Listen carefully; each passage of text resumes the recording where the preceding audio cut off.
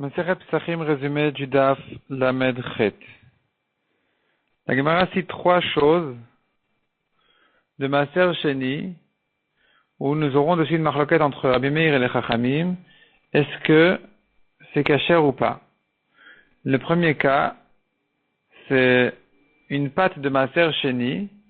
Est-ce qu'il faut lui faire la farachat chalab, le prélèvement de la chalab, oui ou non? Selon Rabbi Meir, puisque le Maaser Sheni est considéré comme Mamon Gavoa, les biens du ciel, d'Hachem, donc il n'y a pas de farachat chalab à faire. Selon Chachamim, il faut oui faire la farachat chalab. Deuxièmement, la matzah de Maaser Sheni, est-ce que c'est kasher pour la mitzvah ou pas? Selon Rabbi Meir, non. Selon Chachamim, oui. Troisièmement, le etrog de Maaser Sheni, selon Rabbi Meir, on ne peut pas s'en servir pour la mitzvah. Selon Chachamim, on peut s'en servir pour la mitzvah. La Gemara ramène les psukim dans chacune de ces trois mitzvot-là, donc de challah, de matzah et de etrog, dont on apprend qu'il faut que ça appartienne à la personne. Et que donc, selon Rabbi Meir, puisque ça s'appelle Mamon Gavoa, ça ne lui appartient pas le Maaser Sheni. C'est vrai que le propriétaire le mange dans la ville de Yerushalayim, mais puisque c'est considéré comme quelque chose qui ne lui appartient pas, donc il ne pourra pas accomplir ces trois mitzvot-là de challah, de matzah, ni de etrog, avec ce Maaser Sheni. La Gemara ensuite dit encore, nous qui tenons que le Maaser Sheni, on peut s'en servir pour la matzah, et pas comme Rabbi Yossi Aglili qui dit que puisque c'est interdit à un onen, alors on ne peut pas s'en servir pour de la matzah. Selon par contre Rabbi Akiva qui dit que on peut s'en servir pour la matzah, la question se posera, est-ce qu'on peut s'en servir pour la mitzvah de matzah, même avec la challah de ce Maaser Sheni? C'est-à-dire qu'on a fait le prélèvement donc la farachat challah, on l'a donné au Kohen, de ces matzot de Maaser Sheni. Est-ce que le Kohen pourra accomplir avec la mitzvah de matzah? La Gemara conclut que oui, le Kohen peut accomplir la mitzvah de matzah avec la farachat challah, le prélèvement qu'il a reçu de ces matzot de Maaser Sheni. Non seulement si c'est le Maaser Sheni lui-même, d'origine, mais même quand c'est de la matzah qui a été achetée avec de l'argent qui a servi à racheter un Maaser Sheni, cette matzah-là qui prend la kedusha du Maaser Sheni, eh bien, elle aussi, si on a prélevé de cette matzah-là, on a donné au Kohen, le Kohen pourra accomplir la mitzvah matzah avec cette challah de Maaser Sheni. Donc, selon Rabbi Akiva, qui permet le Maaser Sheni lui-même, il va permettre aussi la challah du Maaser Sheni.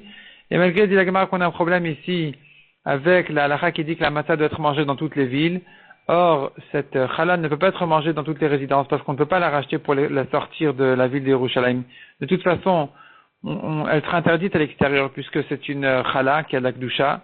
Donc c'est une farachat challah qui a de la kedusha. Donc finalement, même si c'est devenu tamé, on ne peut pas la racheter pour la sortir. Mais puisqu'il aurait pu ne pas la nommer challah, il aurait pu ne pas s'en servir pour faire son prélèvement, donc de la farachat challah, et que il aurait pu aussi ne pas l'acheter avec cet argent de Maaser Sheni, la matzah en soi, le physique de cette matzah aurait pu arriver dans toutes les villes, donc on n'a pas de problème d'accomplir avec la mitzvah de matzah. La Gemara ensuite ramène ce qu'on a vu dans la Mishnah, les pains qui ont été réservés pour le korban toda ou pour le korban du nazir, qui sont des matzot, on a vu que, en principe, on ne peut pas s'en servir pour la mitzvah de matzah du soir du Pessah. La Gemara donne deux explications à ça, soit parce que ça n'a pas été surveillé avec l'intention d'en faire une matzah mitzvah, soit parce que la matzah mitzvah, c'est une matzah qui doit pouvoir être mangée durant 7 jours. Or, celle-ci ne peut pas être mangée pendant 7 jours. Il y a un délai d'un jour et une nuit uniquement pour les pains qui accompagnent le korban toda, le korban du nazir.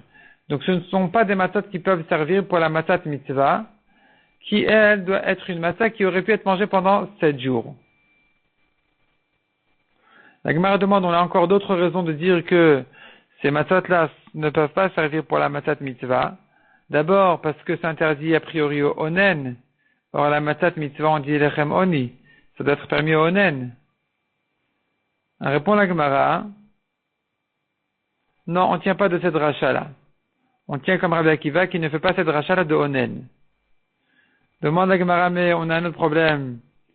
C'est que c'est une matzah ashira. Il y a du goût, il y a beaucoup d'huile dedans. Répond la Gemara, non, il y a très peu d'huile parce que la quantité d'huile, elle est partagée en 40 pains, en 40 matzot, donc, ou au moins en 30. Donc finalement, il y a très peu d'huile, ça ne s'appelle pas une matzah ashira. On pourrait, a priori, Pour cette raison-là, on ne devrait pas l'interdire. La Gemara demande encore, mais ça ne se mange pas dans toutes les villes, puisque ça fait partie d'un korban. Donc voilà une raison de plus de dire que c'est pas soul pour la matzat mitzvah. Répond la Gemara, non, ça aussi, on peut dire que du temps du Mishkan, quand il était dans la ville de Nov et Giv'on, on pouvait lui manger dans toutes les villes ces pains-là. Donc finalement, les seules raisons de l'interdire, c'est celles qu'on avait citées en haut. Soit ça n'a pas été surveillé, les shem matzat mitzvah, soit parce que ça peut être mangé que pendant un jour et une nuit et pas pendant les 7 jours. La Gemara dit, mais quelle est la différence entre le cas? On a vu dans la Mishnah, où il a préparé ces pains-là. Ces matzot, il les a préparés pour les vendre pour un korban toda ou korban nazir, où là on a dit il a le droit de s'en servir pour le soir du Pessah. Tandis que s'il les a préparés pour lui-même, il ne peut pas s'en servir pour la matzat mitzvah. Répond la Gemara, quand il les a préparés pour lui-même, il avait l'intention de les réserver définitivement pour le korban. Donc ici, on a le problème qu'on a vu. Tandis que dans le cas où il avait l'intention de les vendre, on n'a pas le problème qu'on a vu parce qu'il n'avait pas vraiment l'intention, la certitude de les vendre. Il ne sait pas, peut-être qu'il n'arrivera pas à les vendre. Donc il avait dans son intention aussi de les surveiller les shem matzat mitzvah pour la matzah du soir du Seder. Et de même, elle avait une option d'être une matzah qui puisse être mangée pendant 7 jours s'il n'arrive pas à la vendre.